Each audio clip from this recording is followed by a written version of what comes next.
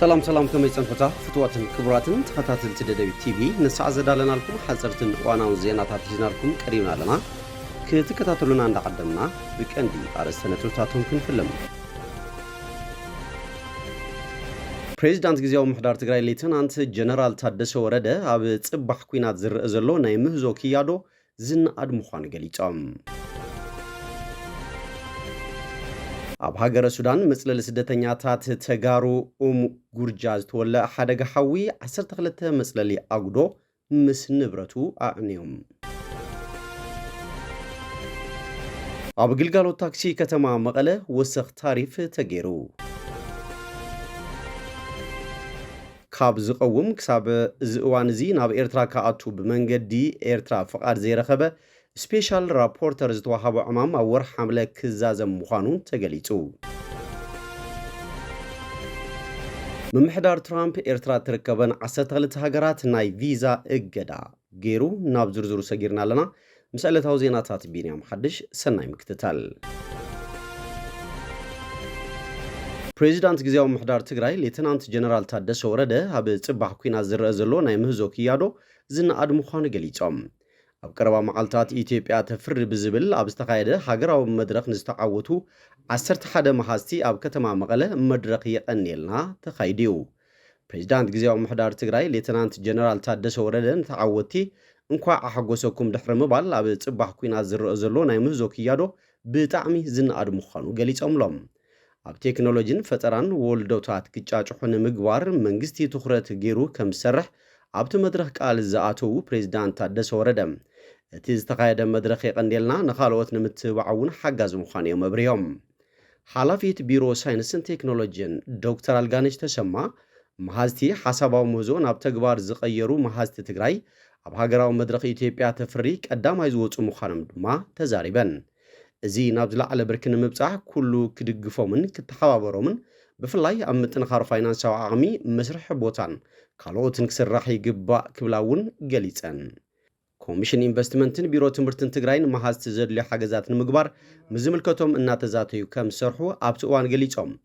መሃዝቲ ብወገኖም ንዝተገበረሎም ሽልማትን ኣፍልጦን ብምስጋን ምስ ፋይናንስን ካልኦትን ተኣሳሲሩ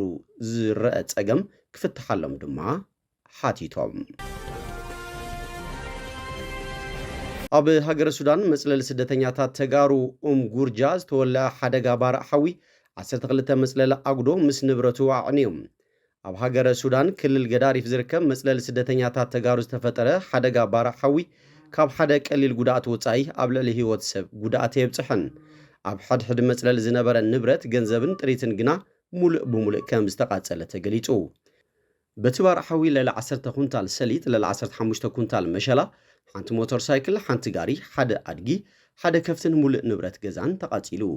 መንበሪኦም ዝተቃጸሎም 12 መራሕ ስድራ ኣብ ከቢድ ፀገም ወዲቖም ከም ዝርከቡ ድማ ንምፍላጥ ተኻኢሎም ነቶም ወገናት ሓገዝ ንምትእኻብ ብማሕበር ተጋሩ ሱዳን ጨንፈር ገዳሪፍ መተሓባበሪ ኮሚቴ ተጣይሹ ኣብ ዝሓፀረ እዋን ዕላው ከም ዝገብር ካብቲ ማሕበር ዝበፅሐ ሓበሬታ ኣመላኺቱ ጉርጃ ብሰንኪ ሕድሕድ ኩናት ሱዳን ካብ ዝተፈላለዩ ከባቢታት ዝተመዛበሉ ተጋሩ ዘዕቆብሉ ቅድሚ 47 ዓመታት ዝተጣየሸ መዕቆቢ ከም ዝኾነ ተሓቢሩ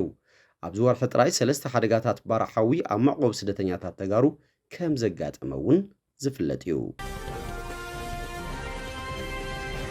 ኣብ ግልጋሎት ታክሲ ከተማ መቐለ ወሰኽ ታሪፍ ተገይሩ ኣብ አገልግሎት ታክሲ ከተማ መቐለ ወሰኽ ታሪፍ ከም ዝተገበረ ቤት ጽሕፈት መንገድን መጓዓዝያን እታ ከተማ ኣፍሊጡሎ ኣብ ትግራይ ሕጽረት ነዳዲ ምህላው ሲዒቡ ንሚኒባስ ታክሲ ኣብ መዕደል ነዳድታት ዝዕደል ዝነበረ ነዳዲ ጠጠው ከም ዝበለ ዝሓበረት ቤት ጽሕፈት ብምኽንያት እዚ ድማ እቲ ምትዕርራይ ከም ዝተገበረ ገሊጹ ብመሰረት እቲ ሓድሽ ታሪፍ ቅድሚ ሕጂ ን2.5 ኪሎ ሜትር ርሕቀት 10 ብር ዝነበረ ታሪፍ ናብ 15 ብር ሓፍ ክብል ዝተገበረ ኮይኑ 42 ብር ዝነበረ ዋጋ ድማ 60 ብር ክኸውን ተገይሩሎም እቲ ዝተገበረ ሓድሽ ምትዕርራይ ታሪፍ ግዝያዊ ምዃኑ ዝገለጸ እቲ ቤት ጽሕፈት ሚኒባስ ታክሲ ነዳዲ ካብ መዕደል ነዳዲ ምርካብ እንትጅምራ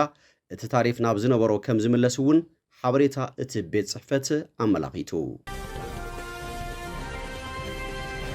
ካብ ዝቀውም ክሳብ ዝእዋን እዚ ናብ ኤርትራ ካኣቱ ብመንገዲ ኤርትራ ፍቃድ ዘይረኸበ ስፔሻል ራፖርተር ዝተዋሃቦ ዕማም ኣብ ወርሒ ሓምለ ክዛዘም ምዃኑ ተገሊጹ 32 ኣህጉራውያን ትካላት ተጣበቕቲ መሰላት ደቂ ሰብ ኣብ ልዕሊ መንግስቲ ኤርትራ ምርመራ ክቕጽል ድማ ጻውዒት ኣቕሪበን ኣብ ኣፍሪቃ ኣውሮጳ ኤዥያን ኣሜሪካን ዝመደበረን 32 ኣህጉራውያን ትካላት ተጣበቕቲ ሰብኣዊ መሰላት ደቂ ሰብን ማሕበራት ግብረ ሰናይን ኣብ ልዕሊ መንግስቲ ኤርትራ ምርመራን ቁፅጥርን ክቕጽል ጻውዒት ኣቕሪበን እተን ኣህጉራውያን ትካላትን ማሕበራትን ኣብ ጄኔቫ ዝመደበሩ ባይቶ ሰብኣዊ መሰላት ሕቡራት ሃገራትን ኣባላት ሃገራትን ብ22 ግንቦት ቋጽራ ፈረንጂ ኣብ ዝለኣኽዎ ደብዳበ ኣብ ኤርትራ ሕጋዊ መስርሕ ዘይተኸተለ ምእሳር ዜጋታት ንቡር ተሪኦ ምዃኑ ብምትሕሳብ ውልቃዊ እምነትን ሃይማኖታትን ከምኡ ድማ ሓሳብካ ብናጻ ምግላጽን ዝኣመሰለ መሰረታዊ መሰላት ደቂ ሰብ ከም ዘይኽበር ኣዘኻኺረን ዶብ ዝሰገረ ኣእዳው ስርዓት ኤርትራ ኣብ ወፃኢ ሃገራት ኣብ ስደት ንዝርከቡ ኤርትራውያን ዲያስፖራ እውን ብኸቢድ ይጸልዎም ከም ዘሎ እዩ እቲ ደብዳቤ ኣመላኺቱ ኣብ ኤርትራ ነዊሕ ዓመታት ብዘይ ፍርድን ሕጋዊ መስርሕን ተቐይዶም ዝርከቡ ጋዜጠኛታት ዝርከብዎም ሓያሎ ዜጋታት ከም ዘለዉ እውን ኣስሚረናሉ እተን ኣህጉራውያን ትካላትን ማሕበራትን ኣብ ልዕሊ መንግስቲ ኤርትራ ቁፅጥር ክትግበር ጽዋዓ ዘለዋ ፍሉይ ወኪል ሕቡራት ሃገራት ኣብ ጉዳይ ሰብኣዊ መሰላት ኤርትራ ወይ ስፔሻል ራፖርተር ብዛዕባ ዘካየዶ መጽናዕቲ ና 16 ሰነ ጸብጻብ ከቕርብ ኣብ ዝዳለወሉ ዘሎ እዋን እዩ ካብ ዝቐውም ክሳብ ዝእዋን ናብ ኤርትራ ከኣቱ ብመንግስቲ ኤርትራ ፈቓድ ዘይረኸበ ስፔሻል ራፖርተር ዝተዋሃቦ ዕማም ድማ ኣብ ወርሒ ሐምለ ክዛዘም እዩ ኣህጉራውያን ተጣበቕቲ ሰብኣዊ መሰላትን ማሕበራት ግብረ ሰናይን ኣብ ኤርትራ ዝተረኣየ ምምሕያሽ ሰብኣዊ መሰላት ብዘይ ምህላው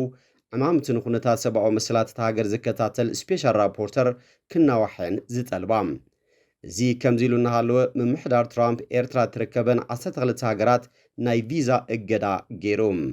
ምምሕዳር ትራምፕ ኤርትራ ናይ ትርከበን ዜጋታት 12 ሃገራት ናብ ኣሜሪካ ከይጓዓዙ እዩ ኣጊዱ ዘሎ እቲ ብትሽዓተ ሰነ ኣትሒዙ ኣብ ግብሪ ዝውዕል ናይ ቪዛ እገዳ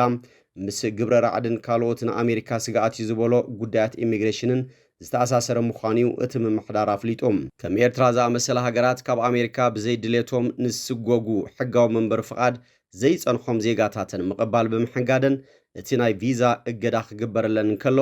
ከም የመን ሊብያ ሶማልን ሱዳንን ድማ ምስ ሽበራ ዝተኣሳሰረ ምዃኑ ይግለጽ ምምሕዳር ትራምፕ እገዳ ቪዛ ኣንቢሩለን ዘሎ 12 ሃገራት ኤርትራ ሱዳን ሶማል የመን ሊብያ ቻድ ሪፐብሊክ ኮንጎ ኢኳቶሪያል ጊኒ ኢራን ኣፍጋኒስታንን ሚያንማርን ሃይትን እየን ከም ብሩንዲ ሴራሊዮን ቶጎ ኪባ ቬንዙዌላን ቱርክሚኒስታንን ዝኣመሰላ 7 ሃገራት ድማ ከፊላዊ እገዳ ቪዛ ተነቢሩለን ኣሎም እቲ ናይ ቪዛ እገዳ ኣብ ኣሜሪካን ዝእንገድ ዓበይቲ ውድድራት ስፖርትን ካልኦት ዓበይቲ ሃገራውያን ጉዳያትን ዝሳተፉ ዜጋታት እተን ሃገራት ብፍሉይ ተራእዩ ሕድገት ክግበረሎም ከም ዝኽእል ኣብ መግለፂ ምምሕዳር ትራምፕ ሰፊሩ ይርከብ እምበኣር ፍትዋትን ክቡራትን ተኸታተልቲ ደደቢት ቲቪ ነሰዓት ዘዳልናልኩም ዜናታት ነዚኦም ይመስሉ ስለ ትምክትታልኩም ኣመስጊና ብኻልኦት ክሳብ ንራኸብ ሰሰናይና ኣኹም